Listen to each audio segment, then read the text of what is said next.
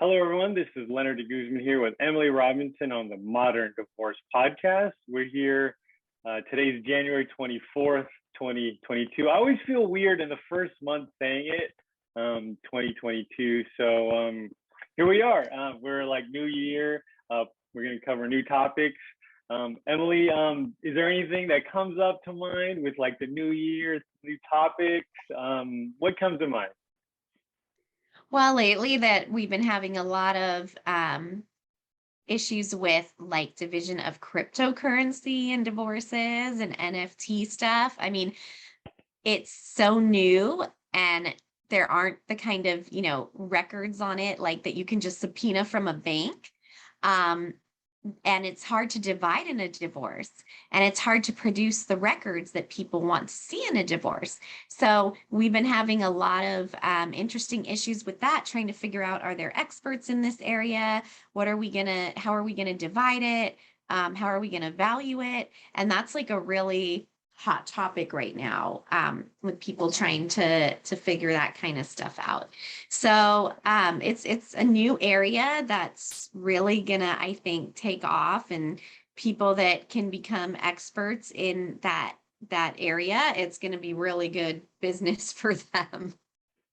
So in crypto, or let's say the NFTs and everything, it kind of, from what I understand, it's like a capital asset, like a stock, for cryptocurrency, and then NFTs is probably going to be categorized the same thing. Like, what is it like? Is it like, so I imagine, let's say a married couple gets into a divorce and it becomes part of their like assets they have to divide. So the most common thing is, it's like I assume it's like in a exchange, like a crypto exchange. Let's say it's Bitcoin, and then so by law, you have to divide. Let's say they own like one Bitcoin. They have to, by law, cut that like in half. Is that kind of the logic to the cryptocurrency laws so far? Yeah, basically, I mean, it's a divisible community property like everything else. So, yes, that is the basic way it would work, or trade something, worth the same amount. So one person keeps like the cryptocurrency and the other person keeps something else, another investment worth the same amount. Okay, well, we'll see. There's going to be new laws in the new year. I know with this whole bill that the government, like President Biden has an agenda or some ruling that's going to come out. So I think this is something we're going to have to continue with a conversation. So we'll cover it here, Yeah. and we'll see. We'll see what happens. Okay, with that said, let's get to the news of the day, or trends we'll see. So this part of the show, we go over things we see about divorce on Google. A lot of times we run into celebrity divorces because that's what's on the headlines. Sometimes we see stuff from financial websites. Let's see. This is kind of a let's see. It is. It seems like every day, like there's a celebrity or a couple getting divorced. Let's find. I'm trying to find a not celebrity article we can kind of go over, but we're gonna have to. So okay, this one is the let's see what the okay, so Game of Thrones. I watch Game of Thrones. I don't know if you're a Game of Thrones fan on No, I HBO. haven't watched it. It's on the list of like shows I need to binge when I get to it. Oh, okay, yeah, I went for the bait. So one of the start of the show, Jason Momoa and Lisa Bonet. I think she's Lenny Kravitz's ex-wife, right? Mhm. So they made headlines last week for adding their beloved bohemian sensibility to a growing subset of celebrity news, the divorce announcement. So here's what they said on Instagram. We have all felt the squeeze and changes of these transformational times. A revolution in unfolding. Our family is no exception. Feeling and growing from the uh, systemic shifts occurring, and so we share our family news that we are parting in marriage. So this is heralded as one outlet as a master class in public breakups. The post continued. We share this not because we think it's newsworthy, but so that we go about our lives. We may do so with dignity and honesty. The love between us carries on, evolving in ways it wishes to be known and lived. We free each other to be whom we are learning to become. And this is from the Washington Post. So I know with like social, and they put this on Instagram. Is this something like regular people like us, like would it be a smart thing to do? Because I imagine your friends and family always constantly asking you, but if you post this like preemptively, does it alleviate all that like headache, you think, or is this just for celebrities? I mean, I think yes, like somewhat. I've had people talk about like how am I gonna, how are we gonna let people know so it's the least painful way and we don't have people contacting us all the time. I think for celebrities, it's probably like to get ahead of the paparazzi. And it's like if we announce it first, then, we don't have to deal with as much frustration of people leaking it, and then we have to correct things that are wrong. But for, non-celebrities, I think still there's a whole, how are we going to tell people? I don't want to have to make 50 phone calls. Is there a way to just sort of share it with the family kind of thing? Okay, Mercury News has an article here. We'll kind of go over. Um, I don't know, Mercury News feels like it's from the UK, but we'll see. So why Miss Manners now says something else when told a divorce? Okay, do you have any? Do you have a suggestion? So I guess someone's asking about when to say when someone tells you recently got divorced. So we'll ask. So this is let's kind of go over what they said, and you can kind of have your thoughts of it. So he goes, I don't mean intimate friends because I would already have known it was happening. I would know how they felt about it, and thus it would be appropriate to say. I mean, casual acquaintances or contacts. We were just talking about this. I'm sorry to hear. It must have been a difficult time. Seems neutral but still presumptuous, and might invite unwanted conversation about the matter. All I can think is, I'm sorry, I didn't know that, which is the simple truth. Do you have any suggestions? I have at least stopped asking people, and how is your spouse until the person mentions it. I guess this is like an etiquette thing because, like in the UK, they have better manners than us. But here, how does this? It's like awkward. So how does this all play out? Mercury News, I thought that was a San Jose paper. They have a Oh, lot of okay. good, but maybe they're talking about in the UK. I don't know. They have a lot of good articles. I like Mercury News a lot. Anyway, yeah, I feel the same because when I get my clients' divorce papers back, I always think to myself, what should I say? Congratulations? Do I Mm. say, do I just have no emotion about it? I mean, even if you want a divorce, it's not typically a happy thing. And when you get the papers, it's some kind of closure, but it's still not, let's throw a party. However, some people do feel like that. So I think, it's tough. If you know them well, then you know if you should be saying something like congratulations or, oh, I'm sorry to hear that kind of thing, depending on if you don't really know them, then I think the appropriate response is just something like, oh wow, how are you doing? Or how are you feeling about that? Or how are things going? Let them tell you. Don't assume they're happy or sad or, just that then if you sort of pose a question and let them answer, then I don't think you can say something insulting. All right. We got more celebrity news here. So Pamela Anderson. This is from they have a Pamela Anderson like thing on Hulu. I think it's like a movie or something. but yeah, this is from like yeah, I don't know, like this is from, because I know Pamela Anderson. I don't know anything else besides Baywatch. It always comes to my mind. Like this is a geriatric millennial like trivial thing. Like what show was Pamela Anderson on?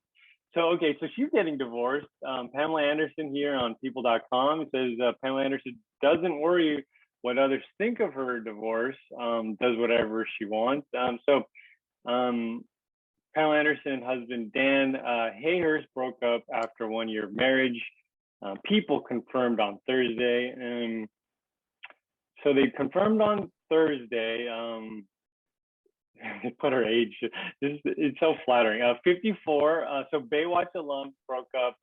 So she's 54, broke up with her fourth husband, Dan Hayhurst, her bodyguard, whom she wed on Christmas Eve 2020. A rep for Anderson said she filed for divorce in Canada, where the two lived as husband and wife. They go over her like previous marriages. She's very quick to pull the trigger. How quick is she to undo the trigger? She realized things weren't meant to be, says the source. She's a very huge fan of Anais Nin. She is every one of the books. There are a lot of about sexuality and the ebbs and flows of it. She flows right into it and flows right out of it. It's kind of funny timing that there. I don't know if this is like PR for her like show, but fourth marriage, is that like a red flag to you? Yeah, I mean, I didn't even know she was on her fourth marriage. I didn't realize she was remarried. I think that the statistics tend to show that the more marriages you have, the less likely they are to work. So, like every marriage, the statistics go down of how likely it is to work. So, I mean, it's a red flag in the sense of, either, yeah, this person is really quick to pull the trigger and get married, or, maybe this person can't be alone. This person doesn't think through these decisions. This person doesn't take marriage seriously. I'm not saying that's always the case, but it's certainly those would be the thoughts I'd be concerned about if I saw somebody going on to their fourth marriage. I mean, again, it's a little different in the celebrity world because it's very hard to be married to a celebrity, I'm sure, with all the fame and the paparazzi and the scrutiny that you're under. But it's a little different because, like you said, it could be for publicity. Some of this stuff is for publicity or to keep you relevant in the news. But the celebrities are people too with emotions, so I'm sure none of this is easy. Next article. I always like these ones where like economists study divorce and we get all these weird things they come up with. It's not weird, but it's research. Let's see. It's like Moneyball meets divorce, and they have all these stats. I'm into it. I'm into fantasy football. I read all the stats. So here's from advisorperspectives.com. An economist looks at school, marriage, divorce, and moving in with your mom. So Lawrence Kittlecoff is a world-class economist who can convince you to pay off your mortgage and make you snort out your nose laughing at the same time. Money Magic is his compendium of life hacks aimed to leaving the reader wealthier and happier. So he goes to this part. Let's skip over to the divorce part. The sections of financial aspects of divorce and alimony, for example, are mind-numbing in their intrinsic complexity, a difficulty that cannot be overcome by Kittlecoff's considerable writing skills. Applicable laws vary widely from state to state, and factoring in their interaction with the Social Security system drives the analysis of an individual case into a major migraine territory. Let's see. Where is, okay, let's see. I'm curious about this. Let's find the divorce juicy part. There's none. He wants us to buy his book. Oh,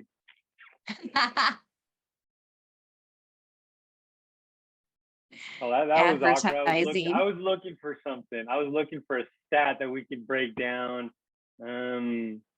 So he talks about, let's just say the mortgage thing. So like a mortgage, if you pay it off, which I don't know, if like we're in California, I'm in Los Angeles County, um, I'm not in the position to pay it, but if like you live in, I don't know, like a state that has a lower cost of living, paying off a mortgage would probably be good for your marriage. Like a lot, like as far as like um financial arguments or something, that has a huge factor in a divorce or starting on that kind of path. Like you would Yeah, I say, mean, oh, sorry, go ahead. no, good. I was finding a way for you to come in on that. Oh, you were segueing. Yeah. Um, I mean, finances are one of the biggest stressors in divorces. So absolutely. I mean, if you could pay off your mortgage, if you could have less debt, if you could have finances not be a stress on the relationship, that would certainly be less stress in most marriages. It's not the only thing, of course, there's many things, but that is one of the biggest. So, yeah, I mean, if you look at it in California, almost no one can pay off their mortgage. Our house prices are ridiculous. And this is probably one of the areas, geographically where money stress does cause a lot of divorces because you can have two people making two really good incomes in California and still be completely like, living paycheck to paycheck and in debt. It's tough. It really is. And it's tough on a marriage. All right. Gosh, I wish I had this problem. Being young. Well, not. This has to do with divorce, but gosh, I wish I was young again. So this is from WashingtonPost.com. Why divorcing young feels so hard and what to do about it. So this is an article. This was Victoria Lewis. She remembers how awkward it was telling her colleagues that her email address had changed. Typically, they would ask, "Oh, are you getting married?" Lewis says, "I would make self-deprecating jokes and say, 'No, I'm getting unmarried,' and then smile and carry away as the other person tried to figure out what to say." So Lewis, 27, got divorced in August after a year and a half of marriage. Growing up, she constantly drove for success, good grades, a college degree, college education, rewarding career. Divorce left her questioning her identity and self-worth.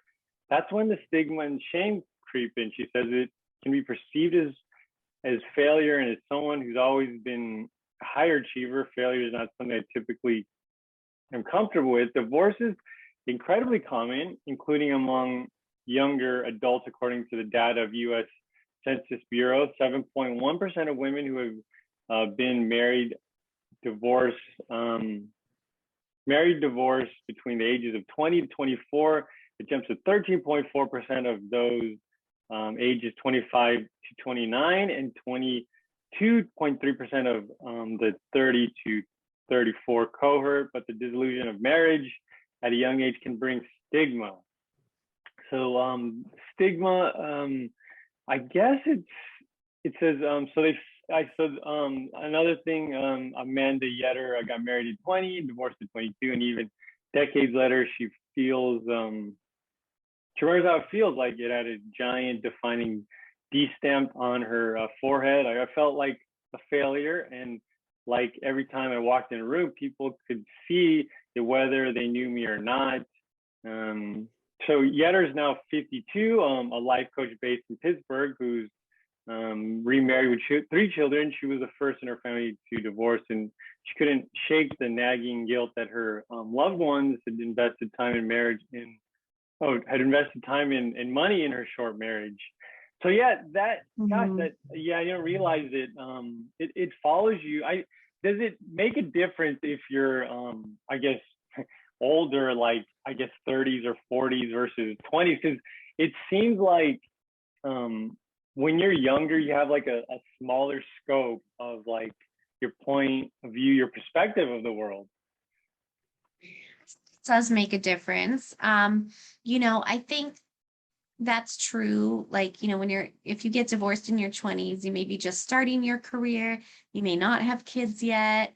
I think a lot of people feel like they failed if they couldn't make their marriage work.